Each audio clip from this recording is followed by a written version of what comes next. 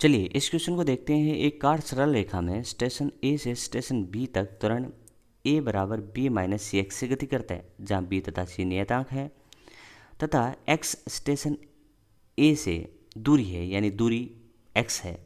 दोनों स्टेशनों के मध्य अधिकतम वेग क्या होगा? तो अपने को अधिकतम वेग निकालना है। देखिए, अधिकतम और न्यूनतम निकालने के लिए अपन कहते हैं कि जो भी फलन आता है, यानी जिसका भी अधिकतम निकालना होता है, उस फलन का उस परिवर्ती राशि के सापेक्ष अवकलन करके जीरो के बराबर रख देते हैं।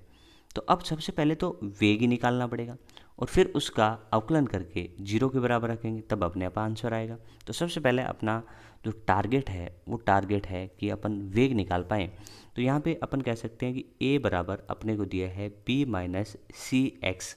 तो मैं यहाँ पे कह सकता हूँ जो a है वो x का फलन है, t का फलन नहीं है।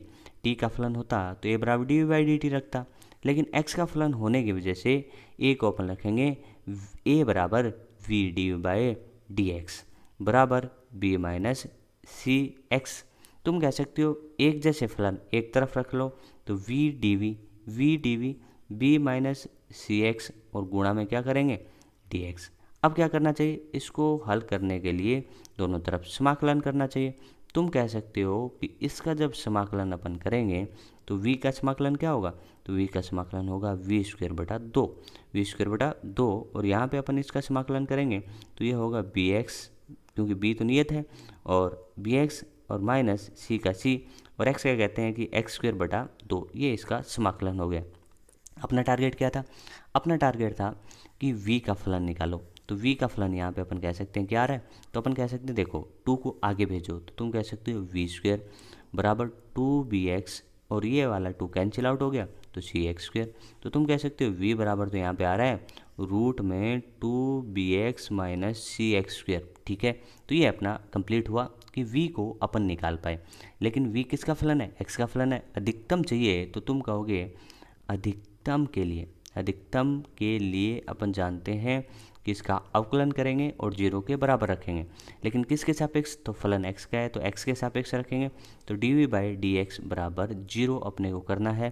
तो डी बाई डी एक्स करें तो रूट वाले का अपन कहते हैं कि जब समाकलन करते हैं तो कैसे होता है? जैसे रूट एक्स आपको याद होगा कि रूट एक्स का समाकलन करोगे तो 1/2 रूट एक्स होता है। तो एज इट इज़ इसी थीम पे मैं कहूँगा इस पूरे रूट का क्या समाकलन 1/2, और रूट में ये पूरा का पूरा 2bx minus C x square, और फिर मैं कहूँगा इसका चैन रूल से अवकलन करके गुणा कर दूंगा। तो मैं कहता हूँ कि इसका चैन रूल से अवकलन करेंगे तो 2bx का अवकलन होगा 2bx का अवकलन होगा 2b, और सी एक्स स्क्वेयर का अवकलन होगा c का तो c और x स्क्वेयर का 2x। तो मैं लिख सकता हूँ 2cx बराबर क्या? 0। अब तुम समझदार हो, ये राशि पूरी की पूरी धनात्मक राशि है। तो धनात्मक राशि जो भी होती है वो किस में चली जाती है? जीरो से गुणा हो जाती है। तो ये जीरो से गुणा होगी तो मैं कह सकता हूँ यहाँ से आ रहा है 2b माइनस 2cx बराबर 0। तो यहाँ से तुम कह सकते हो जब इसको सोल्व करोगे तो x बराबर क्या आएगा भाई? b बटा c। तो x बराबर आया b बटा c।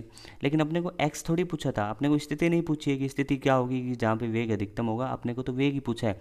तो मैं कहूँगा कि जो x का मान आया उस x के मान को कहाँ पे रख दो? उस v के फलन में रख दो। तो ये रहा v का फलन। इसमें जैसे ही अपन x का मान रखते हैं तो अपना आंसर आ जाएगा v का। तो तुम कह सकते हो देखो 2 का 2, b का b, x की जगह क्या रख सकते हैं? b बटा c, और इसी तरीके से यहाँ पे कह सकते हैं c, और एक्स स्क्वायर की जगह क्या रखेंगे? B square divide by C square. अब इसको थोड़ा सा सोल्व कर लो, तो इसको सोल्व करते हैं। चलिए, तो अपन कहेंगे v बराबर, यहाँ पे देखिए ये क्या बन रहा है? यहाँ पे बन रहा है 2b स्क्वायर बटा सी, और यहाँ पे क्या बन रहा है? b स्क्वायर बटा सी। तो अपन कह सकते हैं ये रूट में बचा ओनली क्या बचा? यहाँ पे 2b स्क्वायर बटा सी, यहाँ पे ओनली b स्क्वायर बटा सी। तो मैं कह सकता हूँ सिंगल b स्क्वायर बटा सी, और ये बाहर आके b स्क्वायर का बाहर आएगा b, और सीधे c का बाहर आएगा रूट c। तो उसका उत्तर होगा b बाय रूट सी। तो तुम कह सकते हो ऑप्शन नंबर पहला। इस क्वेश्चन को देखो एक बार। अपन कह रहे हैं a का फलन x के रूप में दिया था, तो अपन यहाँ से कोशिश करेंगे कि v का फलन यानी v का मान अपन निकाल पाएँ x के रूप में। तो इसके लिए अपन ने फॉर्मूला यूज किया a बराबर v D by D x. तो यहाँ से अपना v का फलन आ गया ये रहा। लेकिन अपने को v का फलन नहीं चाहिए था, अपने को v का अधिकतम मान चाहिए था। तो अधिकतम निकालने के लिए अपन कहते हैं अवकलन करके 0 के बराबर कर दो। लेकिन जैसे ही अवकलन करके 0 के बराबर किया तो x का मान आ गया, लेकिन x का मान थोड़ी चाहिए था, स्थिति नहीं चाहिए, उस स्थिति पे अधिकतम मान चाहिए था। तो कई बार ऐसे भी पूछ लेते हैं कि इसका अधिकतम जो वेग होगा वो कहाँ पर होगा, तो आप कहेंगे b/c पे होगा, लेकिन उसका मान कितना होगा, तब तो यही आपको उत्तर निकालना पड़ेगा।